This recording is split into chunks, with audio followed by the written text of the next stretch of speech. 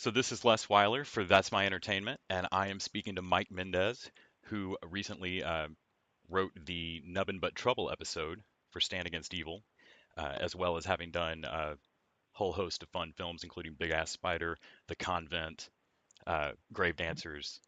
Uh, well, I guess Tales from Halloween is pretty recent as well. Yes, So, yes, it's an anthology film, but that was definitely one very close to my heart.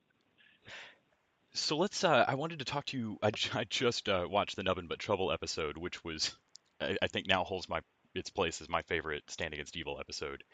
Total. Oh my goodness, that's Uh, that's high praise because it's a good show. So that's wonderful to hear. Thank you. I wanted to ask where the idea came from, how you came on board. I know this is probably more collaborative than some of your more independent films, but how did you get involved with Stand Against Evil and end up doing a puppet episode? Well, I got involved because Dana Gould was an actor in Tales of Halloween, which is an anthology film that I produced and did one of the segments. Funny enough, he wasn't in the segment that I directed, but we kind of hit it off on set. And more so when he saw the finished thing, my episode. It's always been kind of my blessing and curse is that I always kind of lean towards horror comedy, which is hard to get jobs when you lean towards horror comedy because everyone wants when they're making the next want someone who does scary. So horror comedy is kind of it's a tricky one. But Dana saw my episode. He's like, oh my God, that's really the tone of what we try to do on my show, Stand Against Evil. I think at that point it had only been on one season or whatever. So he was kind enough to ask me on that he wanted me a part of the second season, but it didn't work out. So when the third season came about, like, look, I definitely want you on board here. So can I offer you a position in the writer's room? And I've never done that. I'd witnessed writers' rooms and stuff like that, but I'd certainly never been a part of it. And so I was just really flattered for the opportunity. And, and then it happened very quickly. It was pretty much like he told me this. It was like, we're meeting, I think it was Monday or something like that. It was like, we're meeting on Wednesday. Can you make it? And I had a job at the time, but obviously whatever I was doing, I was much more interested in being in the writer's room and Stand Against Evil. So I think I called in sick that day and went to the writer's room. And actually literally the night before, the first day he had told me, like, think of episodes to pitch. And I was kind of drawing a blank, but somewhere in there, I was like, demonic Muppets. I'd love to see demonic Muppets. And it was kind of just built around my love for the Muppets and also one of Peter Jackson's early films, Meet the Feebles. I was a huge fan of that. And then when we started talking about it, somehow we got the idea that a sort of assault on Precinct 13 kind of, setting would kind of be really fun for it. And so from there, I got to admit, the part of the joy of being in the writer's room on that show is that everyone is so funny. It's just a matter of collecting jokes. Really, the job is just kind of being able to identify what's funny and what can plug in well into the show. And so from there, it was sent off to kind of write my episode. And it was it was a joy to do. Really, really, just a great one of those. Any job that you can go to work and just giggle all day is a dream. So it was really great. So.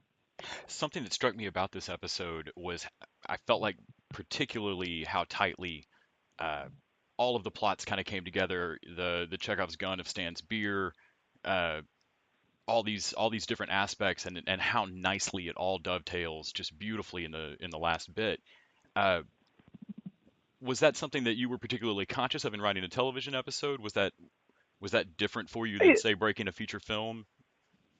I think it was a combination of things.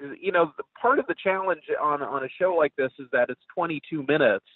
And so I think we had so many ideas and so many thoughts. So the idea to just distill it down into like a 24-page script, that was really the challenge. And I think it was, again, the writer's room is so collaborative. Everyone had so many great ideas that it was really just sort of trying to figure out a way to kind of hit upon everything and then have it kind of culminate, into one final scene. So I was definitely conscious of it just because of the time limit, and the page count. Because I think my first draft of it was like 38 pages or 40 pages or something, and it's like, okay, I just have to cut this in half, and then I'll be just about there. So yes, I think it kind of came about that way. Was there anything that you had to kind of hook onto as part of the existing show mythology? Was that odd coming in? Right. For better or worse, I sort of kind of purposefully did a little bit of a standalone episode. There's the mythology with Duquette, and that is a big thing in season 3, and Eccles and all that stuff. But I was kind of like, I kind of like it when it's just stand against a demon, so I sort of tried, and I'm looking at a billboard right now as I'm saying this. Is actually driving by. It's nice.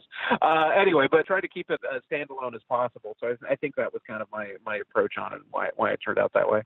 Something I particularly love about that show is that at this point it's just established that this kind of stuff can happen in Willard's Mill. And so I feel Right. like there's an opportunity to dive into some really fun and crazy stuff without having to spend half the episode establishing that magic exists or something.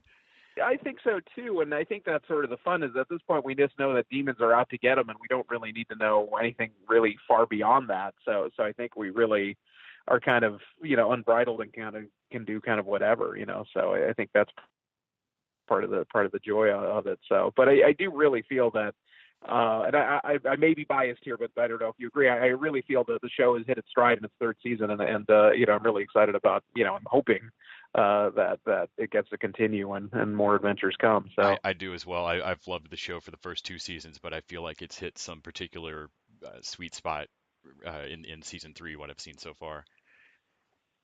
Have you seen pretty much the whole season? I've been watching them just as I've spoken about them on Pot Against Evil, and Okay. and so I've watched through the Nubbins episode. No, I've take that back. I've seen the vampire episode as well.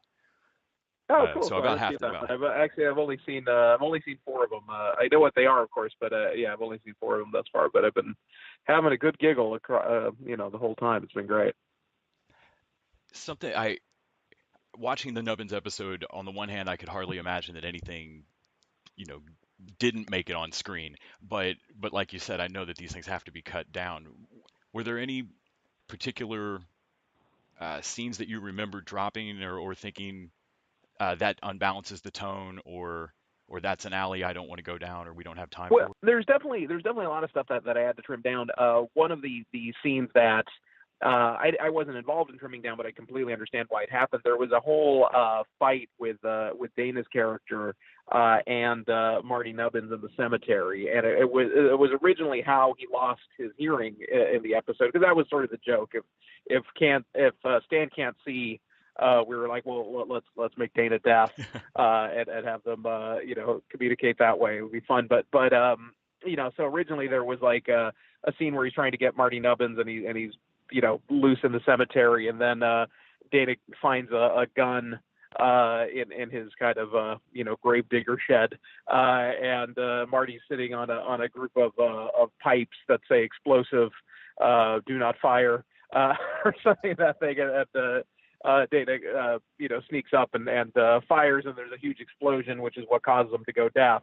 I'm actually happy that's gone, because my favorite joke in the show is one that I had nothing to do with, which is Bobcat Goldthwait teaches you Japanese.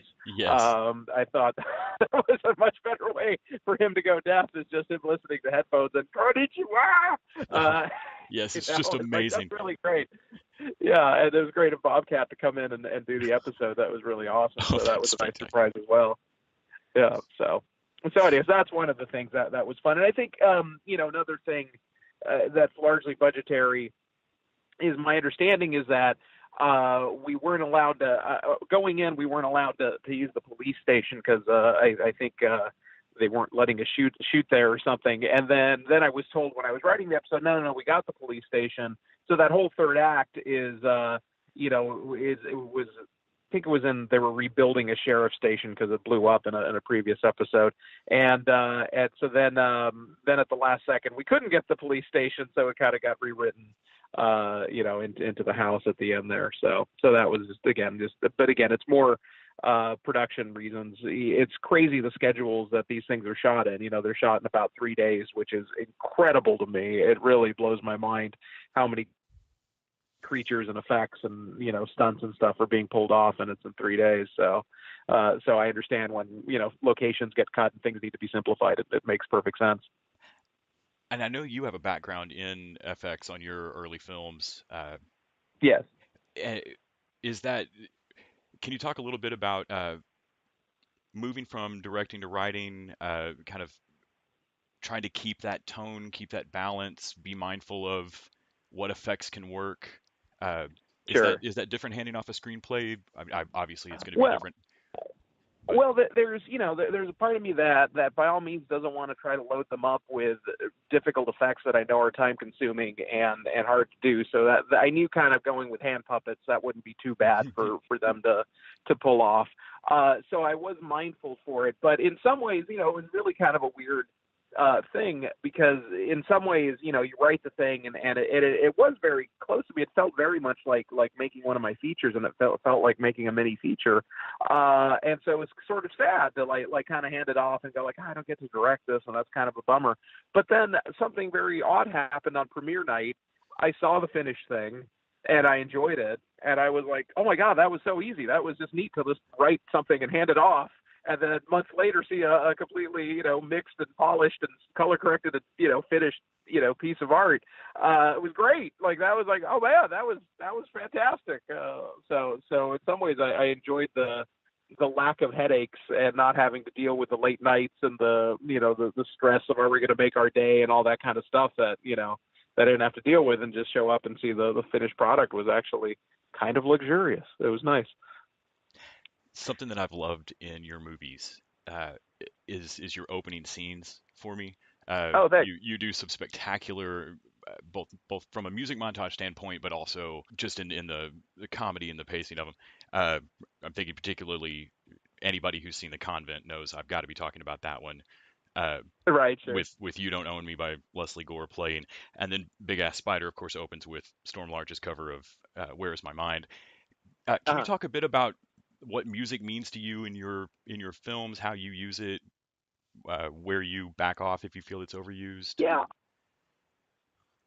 Yeah, I mean, obviously every film's got a different flavor, and I don't know how it happens. Sometimes I like having finding the right flavor and the right tone, particularly in an opening sequence. And usually it's an odd thing that happens. I sort of know what the scene needs to be, and then I'm just sort of kind of looking out for what's a song that really kind of conveys the feeling that I'm trying to go for. What can I do? And then so usually it clicks. I'll find something, and sometimes I'm looking for it. Sometimes I'll just hear it on the radio. Like I think the Leslie Gore one was, I just happened to be hearing on the radio, and I'm like, that's perfect. And once it kind of clicks and it's cemented in my mind, it's just like, it's kind of immovable. It's like, that's the opening. That's what it's got to be. And in some ways, it's a roll of the dice, because you never know if the producers you're working with are going to be able to acquire the song that you want so badly, So, and it's happened in the past where, I really have my heart set on and even cut to the song, because usually when you're, making a film, you when you're doing the temp version, the sky's the limit, you cut to whatever you want. And then comes the moment of truth where you're like, okay, can we afford that? And often the answer is no. Quick little aside, when we were doing The Convent, the Leslie Gore one, we absolutely could not afford Leslie Gore's You Don't Own Me. But back then, they used to do these versions, these K-Tel versions, which was kind of like these, these kind of an assembly of different songs and whatever that the artist would do. And so they were alternate tracks. So we could afford the K-Tel version, which had Leslie Gore. So we really lucked out, but it's funny that sometimes kind of crazy things like that happen, and you're able to go with a technicality. That's part of the reason that I'm kind of like drawn more to covers, because covers are easier to acquire. If I had to deal with the Pixies or something like that, I'm sure I would have had to have changed it or something. So. Yeah, getting to open with the closing song from Fight Club might be a little more difficult to acquire. Well, yeah, totally. I mean, there was another Pixie song that I wanted for the end credits, but I was just sort of like, the producer's like, look, we'll give you one, and I felt, well, look, the opening is kind of what I got to go with here. So yeah. I was particularly excited to talk to you because I love horror comedy, and I'm always a little baffled at how it is kind of such a small genre. I remember when The Frighteners came out, particularly, I was excited to see it, and a bunch of my coworkers got to see it before me, and we're talking about it in the break room, and the general vibe was just confusion. Like none of Right. them knew whether they were supposed to be genuinely afraid of the killer, which was, is a genuinely freaky ghost, Right. uh, versus it's Michael J. Fox, and I Sure. remember finally going to see it and being like, this is great, like this hits right in between. There's something about that tension release for me in comedy and in horror that is so similar. What what brings them together for you, or where do you see the connection where you can't really Well, separate? for me, I don't know why this is, but that's just kind of my natural voice. It's just I've always sort of found a sweet spot, because I like scary stuff and I like the macabre, but obviously I like to laugh and I like to have a good time in the theater. And so I think historically horror comedy has just never been successful. I mean, I shouldn't say never. I mean, you have something like Ghostbusters. Like Ghostbusters, okay, all right, everyone can get behind that because it's mostly a comedy. But it seems to, like Nick Frighteners is a great example, that it tends to confuse people because they're kind of like, what is it?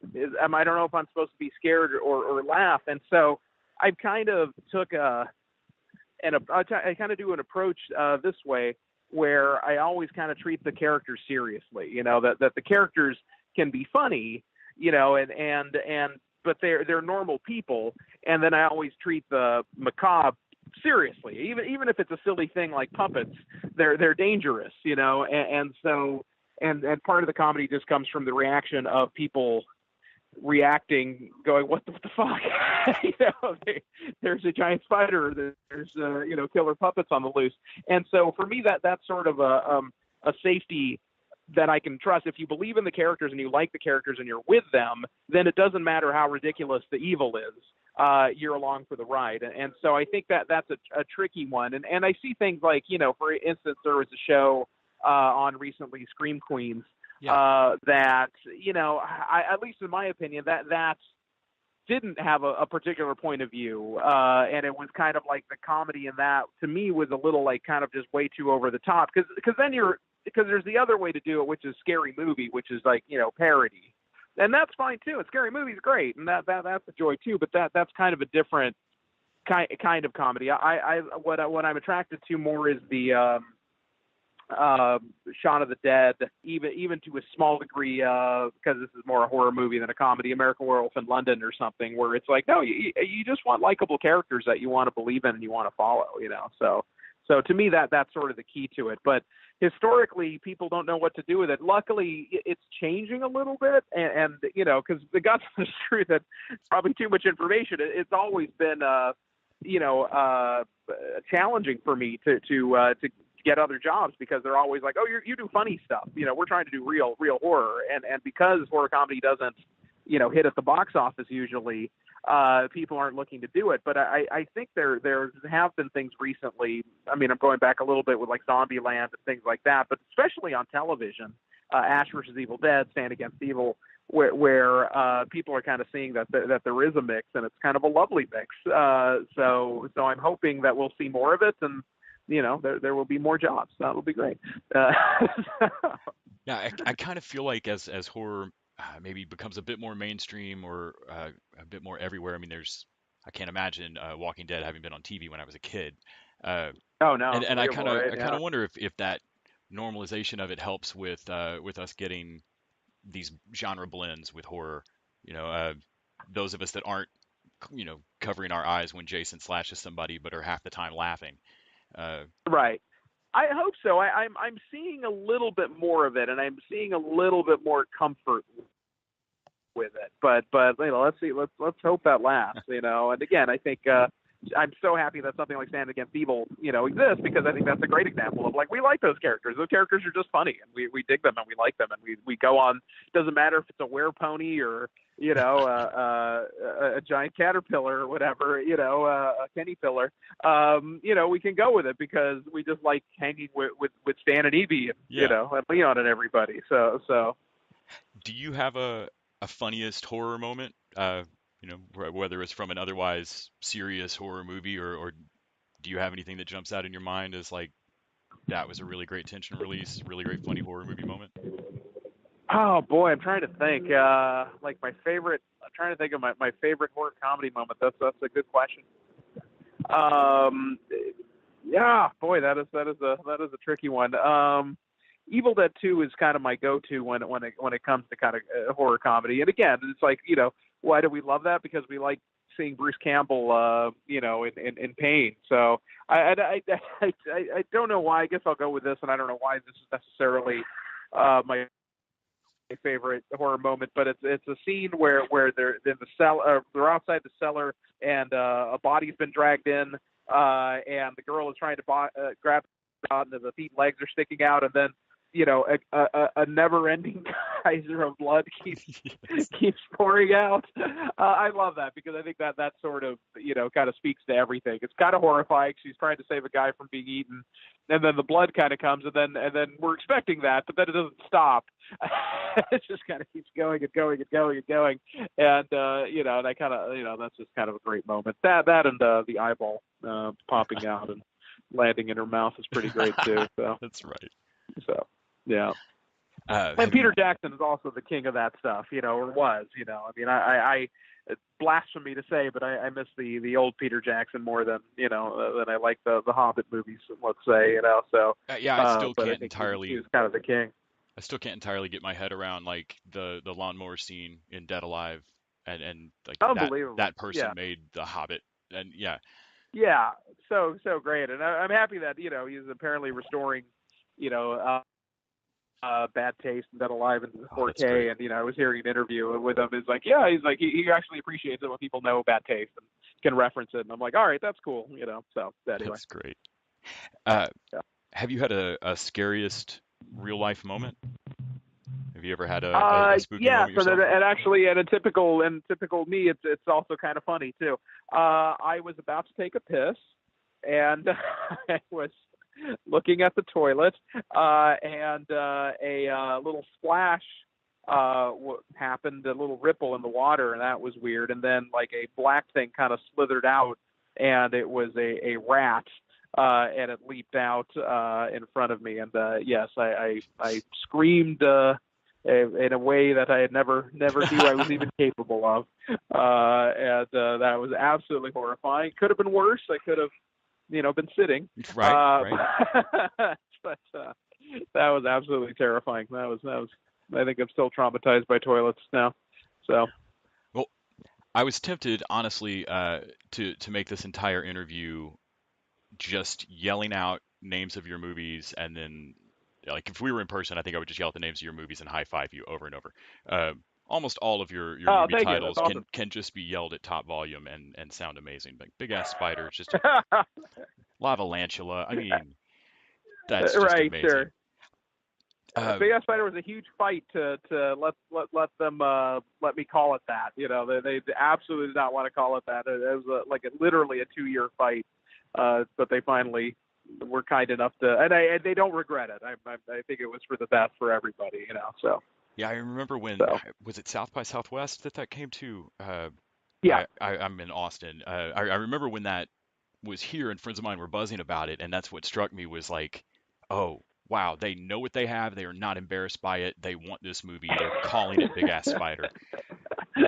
Well, I felt it was important, and I felt in some ways I wanted to make it stand out a little bit from kind of your typical sci-fi fare, and it's sort of like, because the thing is that as much as I and that was sort of why part of the reason I wanted to make Big Ass Spider was that I want to enjoy these movies. I want to enjoy Mega Shark versus Giant Octopus or something like that. I remember hearing that title going, that's great, I can't wait. But the movies aren't very good, and so it was like, well, can we make something that is fun? But but not, we're not making fun of the movie. They say that that's so bad it's good thing, and I'm like, that's never been appealing to me. It's Yeah, like we can relish in our B movie roots, and we can be aware that we're making a B movie, and and just but let's embrace it and just make an entertaining movie, and yeah, not kind of have this kind of snarky attitude of like, look how stupid this is, look how bad the effects are, like that doesn't seem like fun to me. So I sort of wanted to kind of like, let's do something different. yes, it's a movie about a big ass spider. Let's just call it that, and kind of have fun with it from there. But it never, at no point did we feel we were above the movie. It felt like, no, this is the giant spider movie. Let's have fun. Let's have the best time we can with it. Yeah, I've really come to dislike the term guilty pleasure. Just enjoy it. Have you Right. watched the movie? It's Sure. Yeah. wonderful. Yeah, Totally. just enjoy it, Well, you know? and it shocks me if the things that people say are guilty pleasures. Like I understand if like you're a big fan of the Step Up movies or something. Okay, guilty pleasure, fine. But sometimes people say like The Matrix or or like what's that? So I don't know. I think it's a kind of an overused term. Can I ask what your favorite movie is? My favorite movie, I probably already said it. I mean, I did You say it, Evil Dead 2. Evil Dead 2? Yeah, well, mixed, and Raiders of the Lost Ark. Those are my two favorite films. Two fine films there. So Thank you so much for taking out the time you today. got it. And Absolutely, I absolutely yeah, loved your episode. I literally I watched The Convent again this morning. Oh, that's awesome. Yeah, that's great. Thank you. That's so great to hear. Yeah, that movie's just so fun. Is that Silver Bells that the Yes. Satanist gibberish mumbles Latin It is through? Silver Bells. Yeah. Oh my God, I died laughing. Yeah, just wonderful stuff, funny man. one, yeah, that's awesome, man. Thank you so much. Yeah, Can't greatly appreciate it. Thank can't you. wait to see what you do next. Yeah, Thanks again. hopefully season 4. We'll see. So.